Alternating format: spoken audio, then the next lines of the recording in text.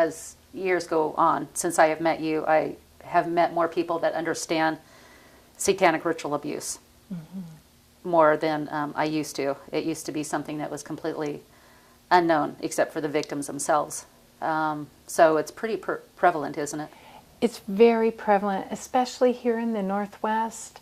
Back in 1990, the Cult Awareness Network said approximately 2% of the population nationwide was affected by ritual abuse.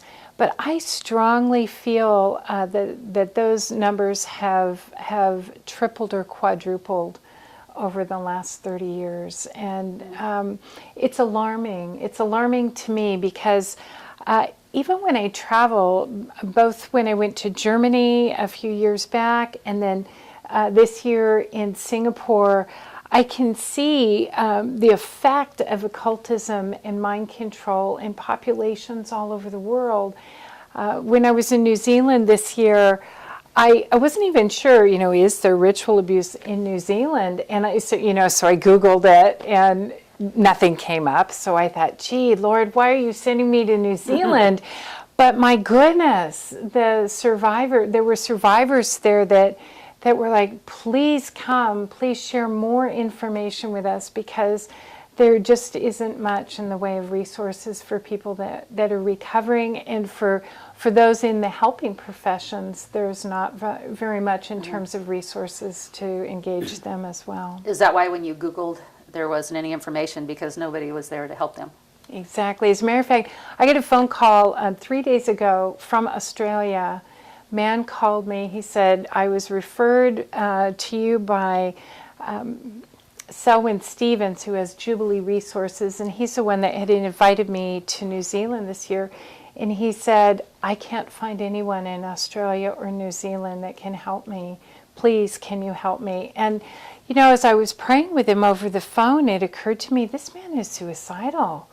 And so I said to him, God has a plan and a purpose for your life. And I shared Jeremiah 29:11 with him, and he said, how did you know? How did you know I was thinking about dying? And I said, God knows everything. He knows that you're hurting, and He wants to see your needs met. So, praise God, some divine networking. I was able to connect him with someone in Australia that can help, but very limited in terms of resources and helpers that are available. So the need is great, and I believe this year God really wants to take a message of hope and healing and provide more materials for people to get the freedom they need that Christ died for, Christ died to give us freedom. So around the world, what are you seeing today? When I was in Singapore, this was really interesting. I went with a minister that specializes in working with children. Her name is Tia. She's just an incredible minister, and she's out of Colorado Springs. So we were both invited to go, and she taught the first day, and I taught the subsequent days of the conference. And while I was teaching, she was ministering to children in Singapore. And she pulled me aside one day and she said, Kay, she said, I have to tell you what the children are saying.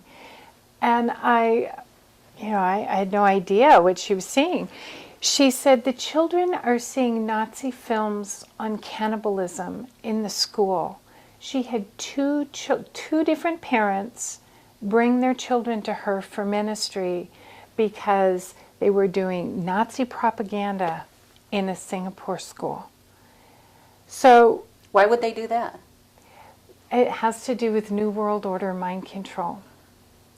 And what was so amazing is we would talk to pastors and we would talk to leaders about the country and what was going on in the country, and they all had a memorized party line. And it started to occur to me that the government was influencing the children on occult things, and the parents were told a party line.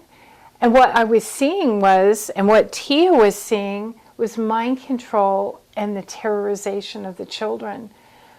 So I took that. So they watched this horrendous stuff at school on TV, Yes. and it's actually upsetting him so much. There's mind manipulation that Yes. goes on from the government. Yes. Interesting. And the children were having nightmares, and that's why they called Minister T in to pray for the children. And she was very successful in helping them to get free from the fears and the terrors. But what was interesting is the parents said, gee, I wonder if they've gone a little too far. And my thought was, Of course. Absolutely, they've gone too far. Yeah. So on the way back to the airport, my host was returning me to the airport, and he started to explain to me things that I can and cannot say. And I thought, well, there's no free speech here. And I thought, well, okay, I can understand that.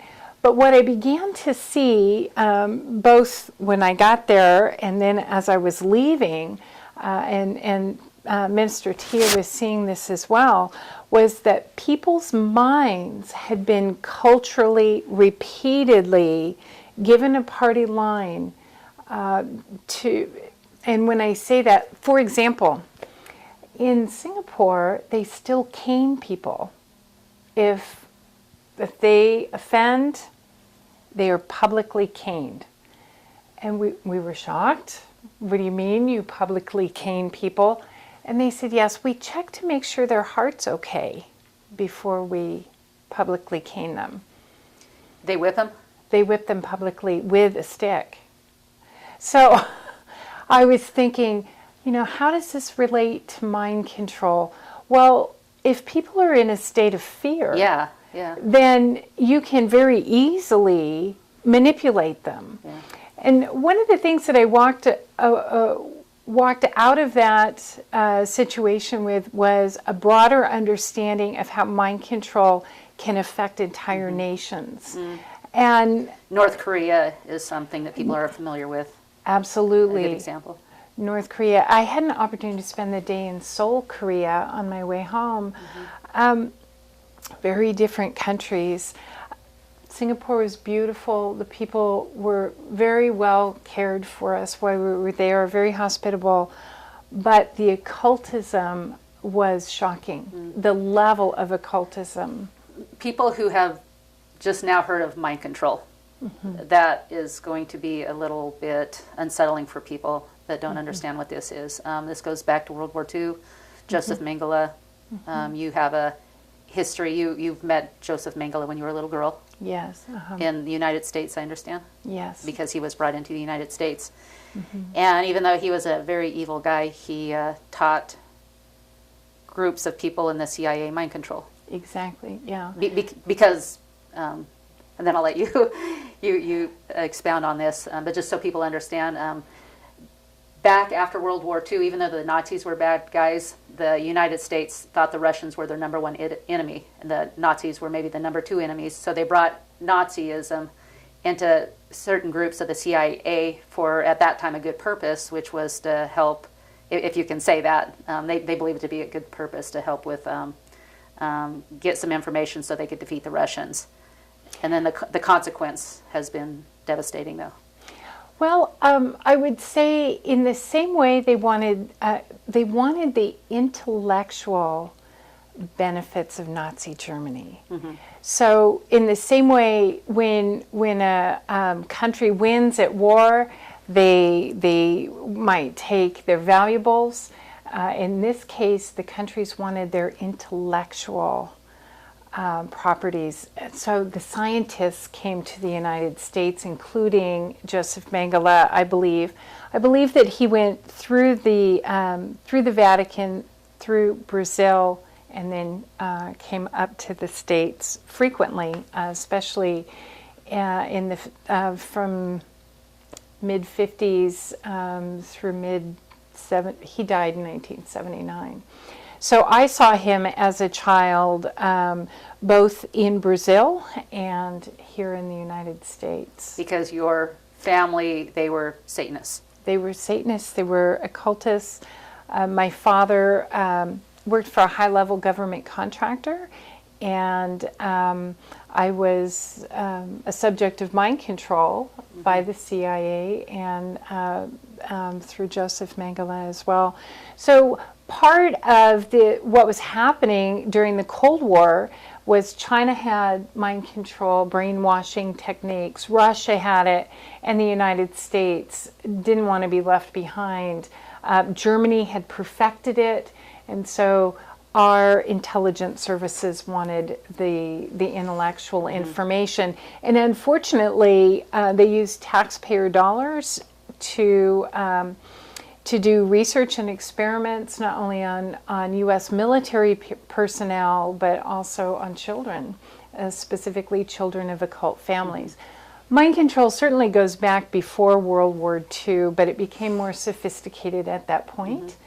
And it is a major component, I believe, of the New World Order agenda is how do we manipulate masses of people to cooperate with the agenda. And so mind control, I believe, has been researched. I believe hundreds of thousands, if not millions of children have been subjected to it. I believe most of our military personnel have been subjected to it. And it's not limited to the West. As I mentioned, I saw it in Asia, I saw it in Germany, and could see that it was going on even in New Zealand. Now, one of the primary groups that practices this mind control on children is Freemasons. So anywhere where you have Freemasons and Masonic lodges, you're going to find satanic ritual abuse survivors and mind control programming. Inspiration. Arts and crafts. Health and wellness. Communication and information. We're here to encourage and inspire you. You have a gift? We know you do. And so do we.